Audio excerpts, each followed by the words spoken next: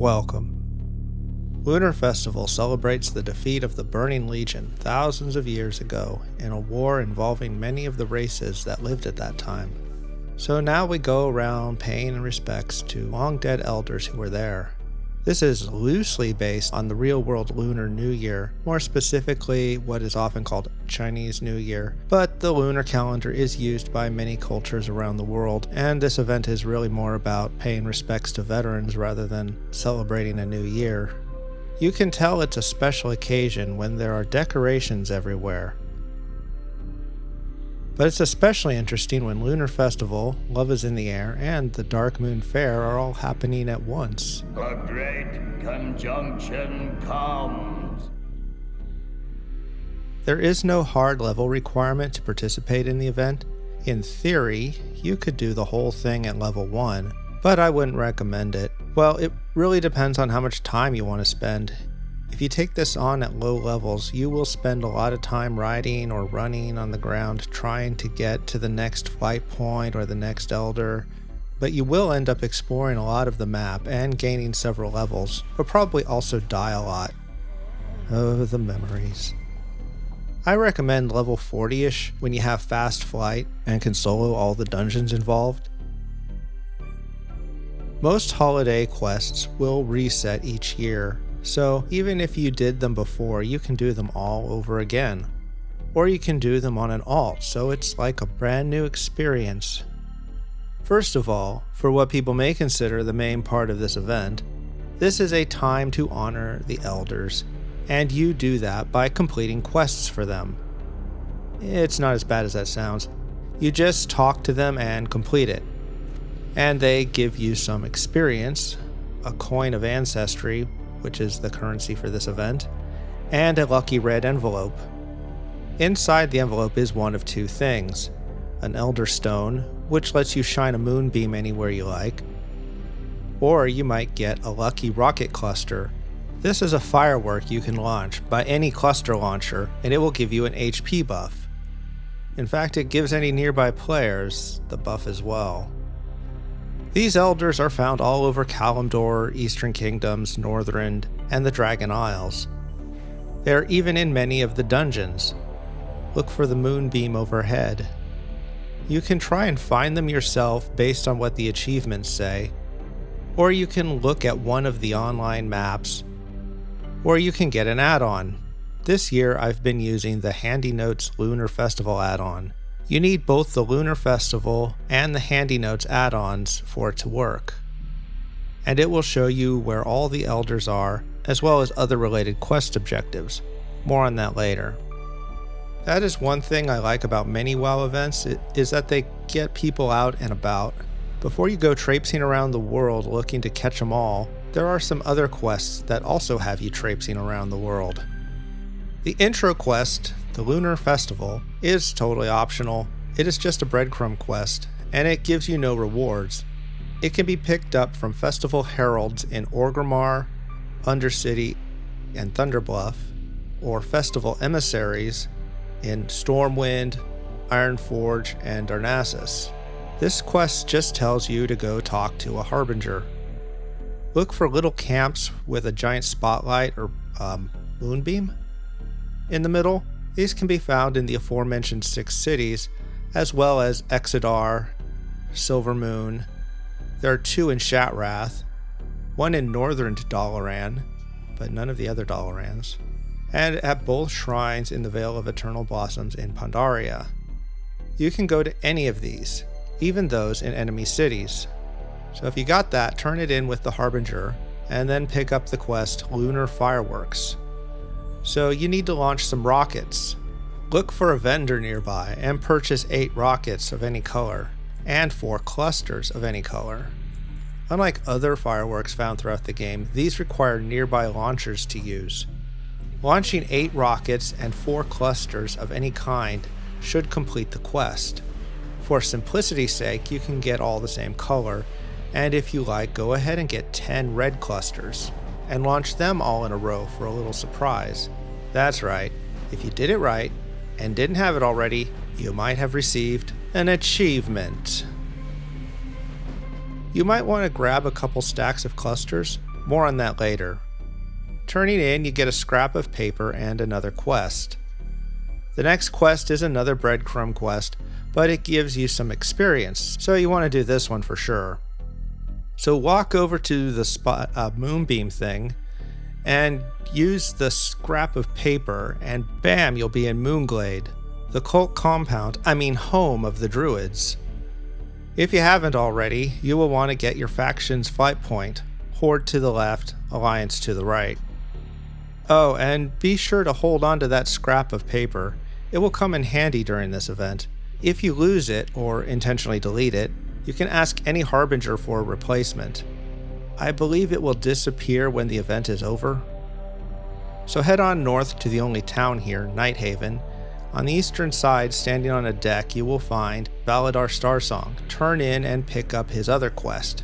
Go ahead and pick up the one from Myrail, Lunar Bloom as well. To complete Elune's blessing, you just need Elune's blessing. And apparently, Elune only blesses a big hairy monster and those that stand on its corpse. The monster is known as Omen, and he can be summoned on the southeastern shore of the lake. If you want, you can pick up Elune's candle from Valadar, but you probably won't need it. So over on the southeastern shore, you will find a couple cluster launchers.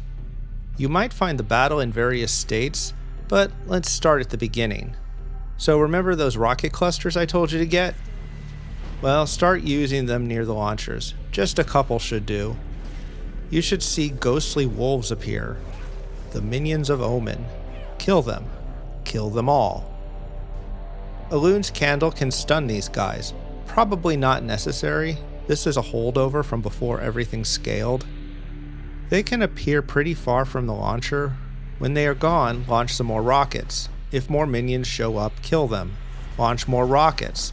And eventually Omen will come out of the lake. He's so flippy, I'm gonna die! He's definitely soloable, especially if you can heal yourself, but it may be a long battle if you are by yourself. He's so fluffy! Didn't he used to be bigger? When he dies, one of those moonbeam things appears on his corpse. Just go stand on him and the quest is complete. The corpse can remain for a little while, so if someone recently killed Omen, you can just stand in the light to complete the quest. Your reward is some gold, a good chunk of experience, and 3 items.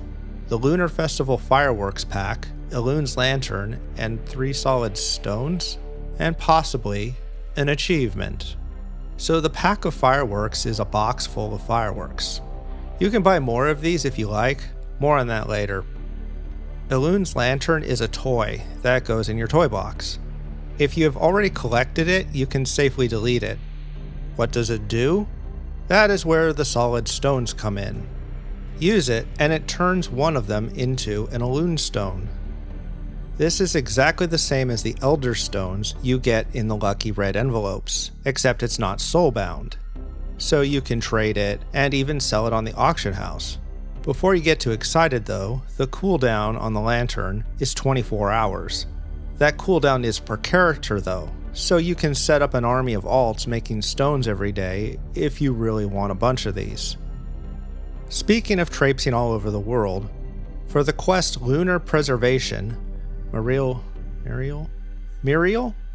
Lunar Bloom will give you a staff. You gotta take this staff and power it up in several moon wells. And once powered up, this staff will allow certain flowers to bloom year-round. Hint, hint. The first well is nearby. When you step into the moon well, you get a special action. Using this, you hold up the staff and things get real magical. And you get a buff. That doesn't seem to do anything. This is a good quest to do while you are going around honoring elders. Or you can just visit the elders nearby as you are doing it. I don't recommend doing this on a lobby because you have to go to Hyjal. Oh, and if you don't see a moonwell in Hyjal, well, it's the lake under the tree. Anyway, the remaining moonwells are in Fellwood, 2 are in Ashenvale, Stone Talon Mountains, Fariel, and Duskwood, which is the only one in Eastern Kingdoms. You will see comments on WoWHead saying you need to do these in a particular order and the quest even suggests you can't lose the buff or you will have to start over. As far as I can tell, none of this is currently true. I've done it in various orders and lost the buff many times. The quest will guide you to the nearest moon well, unless it's on another continent, and the add-on I mentioned will also show you where they are. You get some gold and experience and 25 coins of ancestry, which you can use to purchase almost any single item. But now the real reason for that quest. After you turn in, you unlock 4 more quests. What, you don't see them? That's because they're only available if you have the flower crowns from Valadar in your appearance collection. You see, originally, these could only be transmogged during this event. After complaints, these quests were added in to convert them to year-round items. Now this may all be moot, as a recent patch may have made them usable year-round by default. I cannot confirm this as I just got them this event. You may just succeed in changing their names, but you do get a good amount of experience and gold. If you are going to do them, do all of them at once. Purchase all 4 crowns, and use them to add them to your appearances. Use alts if you must. On a character that has completed the Lunar Preservation quest, the staff quest we just talked about, can use the experience and hopefully can fly, pick up the 4 quests from Muriel. Each quest requires you to pick 3 of 3 different flowers. So between the 4 quests, that is 12 different flowers and 36 total flowers. No, they do not go in your inventory. The different flowers are spread all over the 2 main continents, which is why it is best to do all 4 at once. However, when you have all 4, the objective arrow will not always point to the nearest flower, but only the nearest flower of the last quest you made progress on. So look at the map and manually select the nearest location. They are also shown by the Lunar Festival add-on I mentioned. Once you get 3 of a particular flower, they seem to disappear from the world, unlike other ground objects that just become unusable after the objective is met. You will have to be entering 2 Horde zones and 2 Alliance zones. So when you turn these quests in, Muriel will use the staff you empowered, which is kinda cool. Then you will receive the new crowns. Using this will change the name of the crowns in your appearance collection. These quests can be done on every character that completed the staff quest, but you won't be able to use the new crowns. Just sell them for a penny. Most items are purchased with coins of ancestry, and if you have any left from previous years, they are still good. A few things can be purchased for gold, and silver, and even some copper. Lunar Festival vendors should be found in any of the camps in the major cities, and where you appear in Moonglade. Moonglow is a strangely glowing alcoholic beverage. When you drink it, you strangely glow. Know when to say when. When you use festival firecrackers, you have to place it on the ground. These are what you use for the Frenzied Firecracker achievement. These fireworks need to be used in the vicinity of the appropriate launcher. There are 2 types of launchers. Rockets can be used in firework launchers, clusters can be used in cluster launchers. Duh.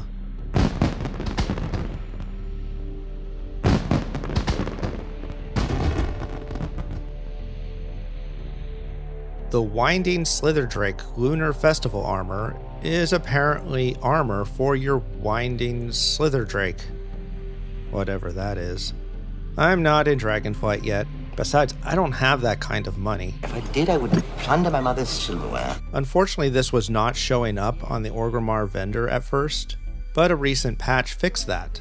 They removed the vendor. Don't worry, both of the Starsong twins have it.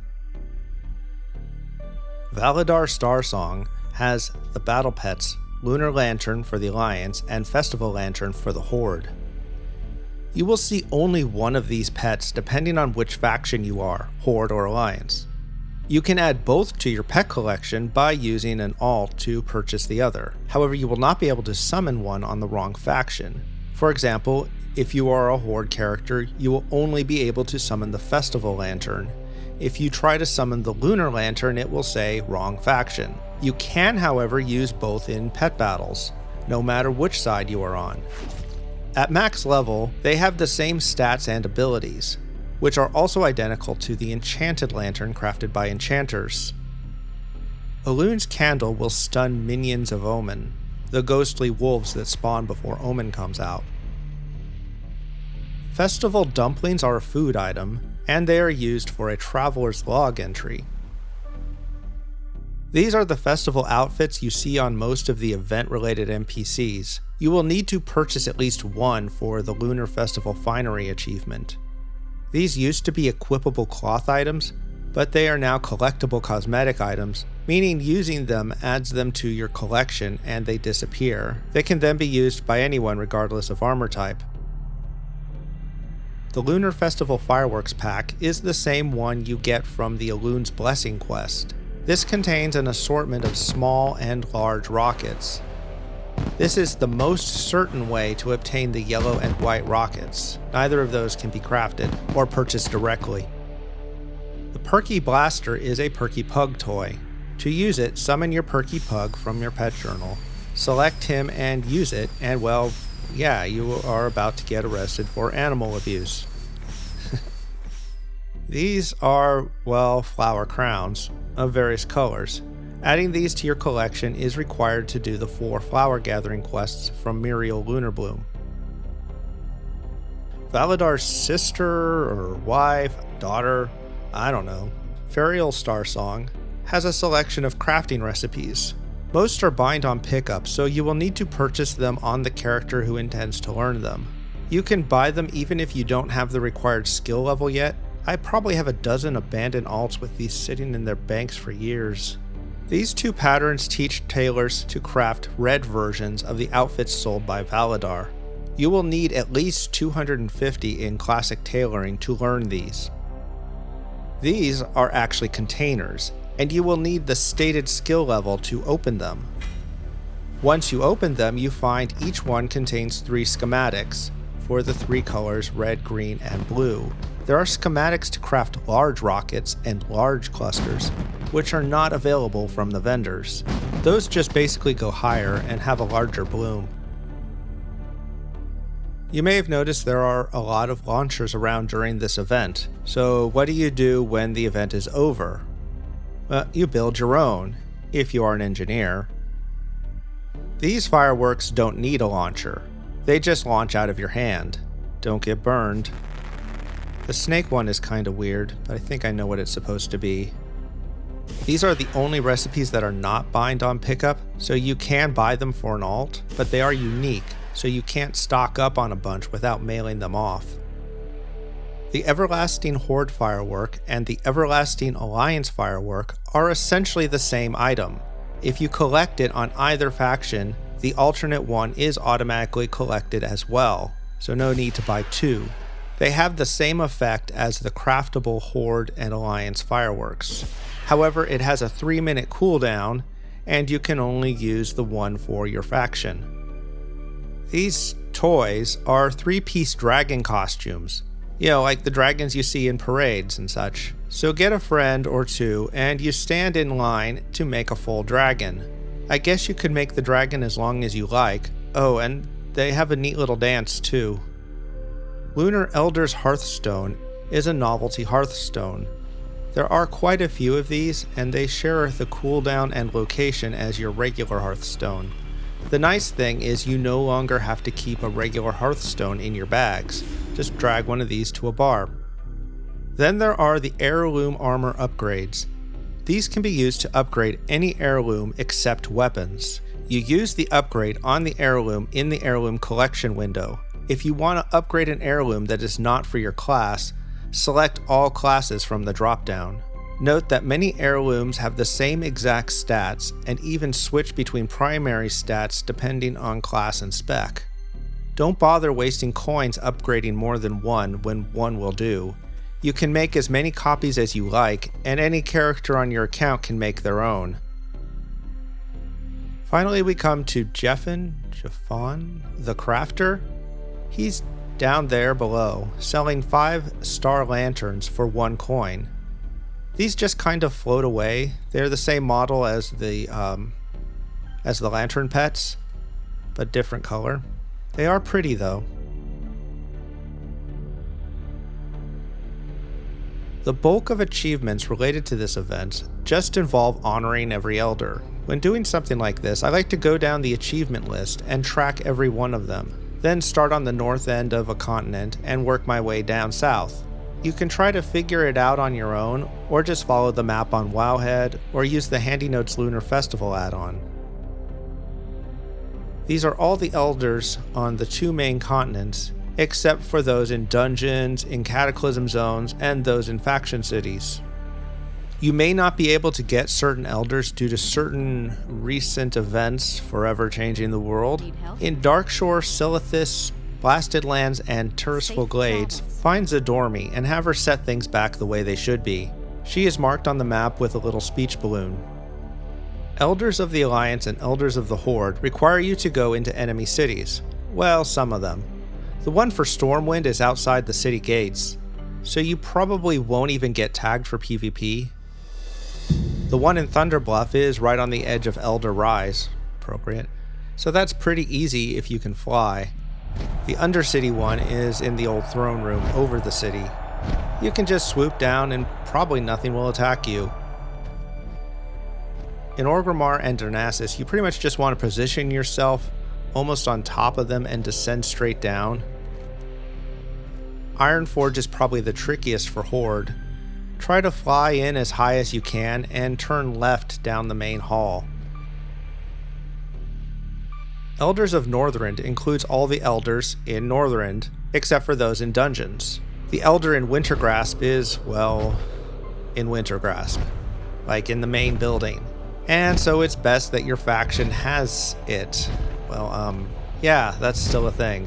There may be another way in, but you didn't hear it from me. Elders of the Dungeons includes elders in several Classic and Wrath dungeons. If you're level 35 or higher, you can probably solo any of these. Above 40, they are super easy. Barely an inconvenience. Oh, really? I believe the elders can be found in both normal and heroic modes, if the dungeon has that. I noticed Elder Ohanzi in Gundrak gives clues for the locations of several other elders outside the dungeons. I think some of the others do as well, but it may depend on which ones you've done before talking to them. And there are elders in all 5 of the main cataclysm zones. They can each be accessed via portals in the Earth Shrines in your capital city. I'm not sure if the portals now just unlock at a certain level. With the level squish, I'm not sure what level the quests become available anymore. Probably sometime after 30. But the only one you really need the portal for is Deepholm. The quest to unlock it pops up right in the Earth Shrine in your city. Elders of the Dragon Isles is not required for the meta achievement, but it's there if you want it. 50 coins of ancestry is pretty self-explanatory. If you go after the elders, you'll get it. The Lunar Preservation quest will get you halfway there alone. Elune's Blessing requires you to complete the quest Elune's Blessing, which basically just requires you to stand on Omen's corpse to obtain Elune's Blessing. But if no one else is going to do it, you may have to summon and kill him yourself. For Lunar Festival finery, just buy a dress or pantsuit. The crafted ones won't cut it. For Frenzied Firecracker, you need to shoot off 10 festival firecrackers in 30 seconds or less. Weird choice of words. These are firecrackers, not rockets. Anyway, they have a 2-second cooldown, so this should be easy. First of all, track the achievement. You may need to untrack others so you can see it. Buy about 20 festival firecrackers just in case, and put them on a keybound action button. These need to be targeted on the ground, so choose a nice spot and hold your mouse over it. Then alternate between pressing the key and clicking on the ground. If you have it tracked, you'll have a nice little timer when you start. The rocket's red glare is the same, but easier. You gotta do it in 25 seconds. I think you can manage. Buy a stack of red rocket clusters. Make sure they are clusters and that they are red. Get within range of a cluster launcher. You can put it on your bar and use a key, or you can just click. Don't forget to track the achievement. To honor one's elders is a meta achievement that you will get for doing most of these. It gives you the Elder title. It is also part of the super meta achievement, What a Long Strange Trip It's Been, which gives you the Violet Protodrake. This used to be one of the few ways to unlock 310% speed. I don't even know how you do that anymore if you just get it automatically. In the Traveler's Log, there are a few entries relevant to this event. There is Eat a Dumpling and Shoot Fireworks. Well, you probably already shot some fireworks. Now just eat a dumpling. You can get 8 for just 1 coin from Valadar. There is also one for completing the Lunar Preservation quest, and also a couple for collecting Elder's Moonstones. I don't know if these will be the same next year, but it seems no matter what event is happening, there will be a few Traveler's Log entries related to it. I was surprised that after missing 4 expansions, they did not add any new elders other than for Dragonflight. This holiday is more about honoring those that fought in a particular war than a New Year celebration. You might say, well, Pandaren, for example, were not involved in that war, but they were involved in many other wars. Holidays morph and change over the years.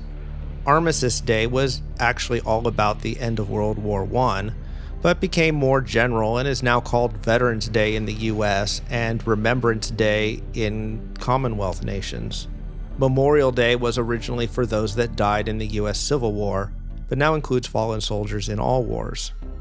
And it's funny that this holiday has a certain aesthetic associated with it that doesn't seem to be connected with the cultures that fought back the Legion many thousands of years ago.